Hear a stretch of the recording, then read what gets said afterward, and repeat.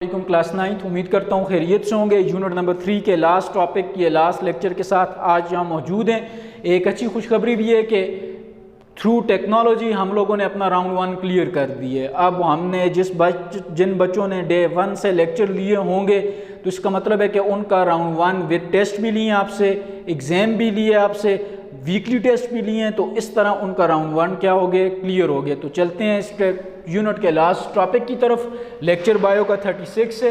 अगर हिसाब लगाएं तो तकरीबन 12 से 13 लेक्चर लगते हैं पर लेसन के लिए। और आज जो हम लोग टॉपिक पढ़ेंगे वो क्या है आपके पास, कंजर्वेशन ऑफ बायोडाइवर्सिटी। और आपका होमवर्क, और आज टेस्ट डे भी है, टेस्ट आपको नहीं दे रहा, आप पूरे चैप्टर की रिवीजन करेंगे। आपके पास अब थर्सडे, फ्राइडे, सैटरडे, संडे 4 दिन बायो की क्लास नहीं होगी। 4 दिन में आप रिवीजन करेंगे। मंडे से इंशाल्लाह यूनिट नंबर 4 स्टार्ट करेंगे। आज आपका सिंपल सा होमवर्क है कि आप लोगों ने क्या करना है, डिफाइन डिफॉरेस्टेशन, डिफॉरेस्टेशन को डिफाइन करने, एफॉरेस्टेशन को डिफाइन करने और रीफॉरेस्टेशन को डिफाइन करने। डिफाइन करने के बाद इस नंबर के ऊपर अपने नाम के साथ अपना होमवर्क भेज दीजिएगा। चलते हैं बच्चे टॉपिक की तरफ, कंजर्वेशन ऑफ बायोडाइवर्सिटी। अब देखें कंजर्वेशन किसको कहते हैं, टू प्रिजर्व। बायोडाइवर्सिटी किसको कहते हैं, डिफरेंट फॉर्म्स ऑफ लाइफ। इसका मतलब है कि इस टॉपिक के अंदर हम लोग ये सीखेंगे कि जो डिफरेंट फॉर्म्स ऑफ लाइफ हैं, जिनमें से कुछ एक्सटेंट हो रही हैं, कुछ इंडेंजर हो रही हैं, कुछ थ्रेटन्ड हैं, हम उनको प्रिजर्व कैसे कर सकते हैं। किसके लिए प्रिजर्व करेंगे बच्चे, कमिंग जनरेशंस के लिए, आने वाली नस्लों के लिए।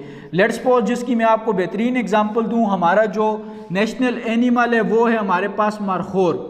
अब मारखोर इंडेंजर स्पीशी है। आज से 10 साल बाद कोई पैदा होता है, हम उसको कहते हैं हमारा कौमी जानवर मारखोर होता था। तो था पे यकीन लोग नहीं करते, किधर है बताओ, इस चीज़ पे लोग यकीन करते हैं। तो हमने इस था वाली कहानी से निकल के होता है इसके ऊपर आना है। तो इसका मतलब है कि हमें क्या चीज़ करनी पड़ेगी बच्चे, कंजर्वेशन करनी पड़ेगी, are to preserve different forms of life. अब मेन इशू क्या है, पाकिस्तान के अंदर बायोडाइवर्सिटी कम क्यों हो रही है, मेन इशू क्या है बच्चे, यहाँ पे देखें। एक मेन इशू है डिफॉरेस्टेशन और दूसरा मेन इशू है आपके पास ओवर हंटिंग। डिफॉरेस्टेशन किसको कहते हैं, यूर होमवर्क। डिफॉरेस्टेशन, अब देखें पाकिस्तान के अंदर टोटल एरिया के ऊपर जो फॉरेस्ट हैं वो कितने हैं, 5.2, जबकि जितनी भी डेवलप कंट्रीज़ हैं उनमें 25% जो एरिया होते हैं उसके ऊपर कौन सी चीज़ होती है, फॉरेस्ट। अब जब 25% एरिया के ऊपर आपके पास फॉरेस्ट होंगे तो इन कंट्रीज़ का जो आपके पास इन्वायरमेंट होगा वो ऑटोमेटिकली आपके पास क्या होगा, क्लीन होगा, उधर का मौसम प्यारा होगा।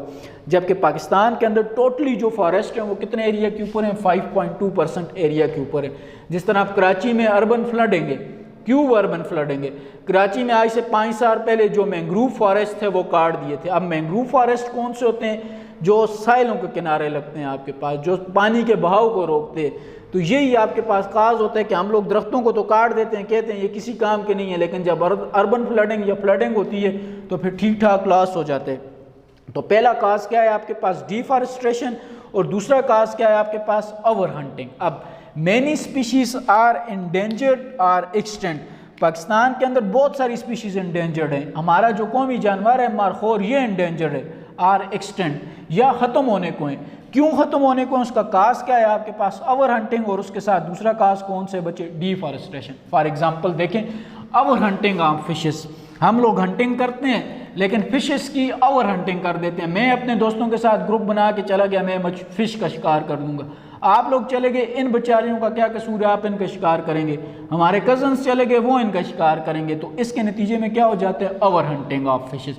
फॉर एग्जाम्पल माशेर बहुत लजीज फिश होती है, ये पाकिस्तान के अंदर इंडेंजर्ड है, ख़त्म होने को है।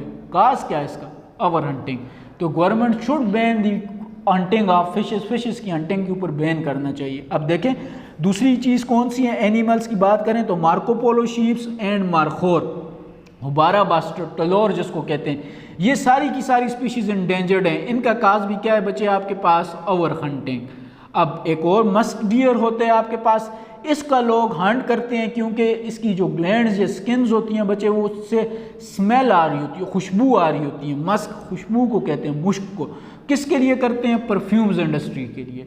कि इसको शिकार करते हैं। शिकार करने के बाद इसकी जो स्किन या जो इसकी ग्लैंड्स होती हैं वो जितनी भी ये परफ्यूम्स इंडस्ट्रीज़ होती हैं उनको सेल आउट कर देते हैं। इसके अलावा हमारे पास जो इंडस रिवर डॉल्फिन होती है, ड्राइसन की जो डॉल्फिन होती है, जो हमारे समुंदर में प्रेजेंट है, हमारा कराची वाले सी में प्रेजेंट है, ये ख़तरे में। क्यों ख़तरे में? क्योंकि हमारा जितना गंद होता है, यहाँ नॉर्दर्न एरिया में चले जाएँ, जितने होटल हैं उनका जितने भी गटर वाला सिस्टम है वो सारा दरिया में जाएगा।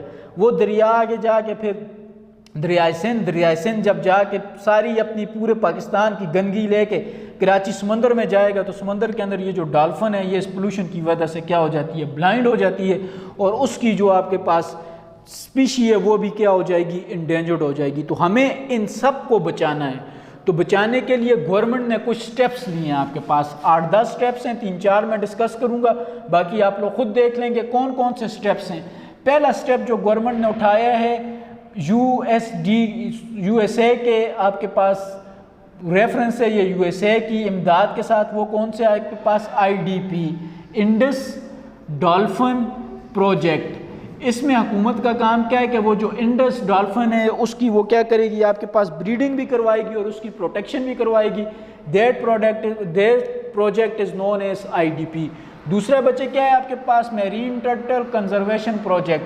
मैरीन टर्टल ये जो हमारे समंदर के अंदर कछुआ है आपके पास, इसकी स्पीशी भी इंडेंजर है पाकिस्तान में। अब इसकी स्टोरी क्या है, इसके पीछे मिथ ही है, हम लोग कह सकते हैं कि टर्टल के जो बच्चे हैं इनको पकड़ के बेचो आपके पास, तो इनमें से ऐसे केमिकल्स निकलते हैं जिनसे मुख्तलिफ मेडिसिन बनती हैं।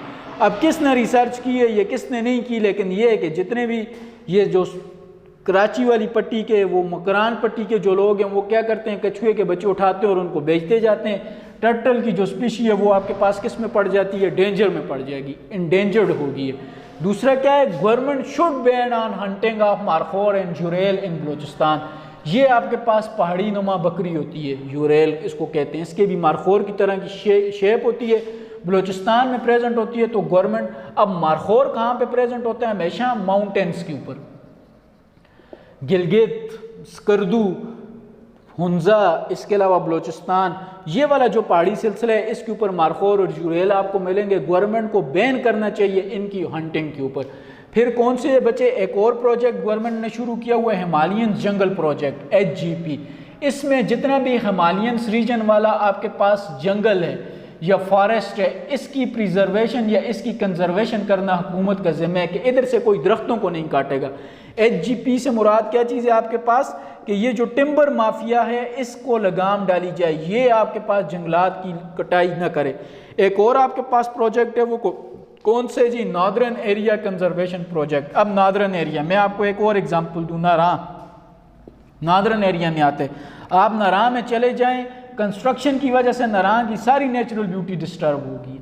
तो इसका मतलब क्या है कि गवर्नमेंट को ये भी सोचना चाहिए कि जो नॉर्दर्न एरिया है इनको भी कंजर्व करना चाहिए, सहूलियात दे, रोड बनाने दे, रोड बनाने के साथ साथ गवर्नमेंट के अपने रेस्टोरेंट हों। ये क्या है कि जिसका दिल किया उठ के होटल डाल दिया और उसके नतीजे में वो इतने फॉरेस्ट और इतनी वाइल्ड लाइफ को डिस्टर्ब करेगा। तो गवर्नमेंट को, ये वाले गवर्नमेंट ने स्टेप लिए हैं, इनके ऊपर गवर्नमेंट पूरा उतरती है तो ऑटोमेटिकली हमारे पास बायोडाइवर्सिटी की क्या हो जाएगी, कंजर्वेशन। दोबारा देखें बच्चे, 4-5 स्टेप्स में आपको बता रहा हूँ, IDP, Indus dolphin project, marine turtle conservation project, ban on hunting of markhor and जुरेल in Balochistan, Himalayan jungle project, northern area conservation project. उम्मीद करता हूँ लेक्चर और चैप्टर आपको समझ आया होगा। आपका होमवर्क जो है डिफॉरेस्टेशन, एफॉरेस्टेशन, रिफॉरेस्टेशन, इसको करने के बाद 0317 0317 649 पे भेज दीजिएगा। शुक्रिया, वस्सलाम, खुदा हाफ़िज़।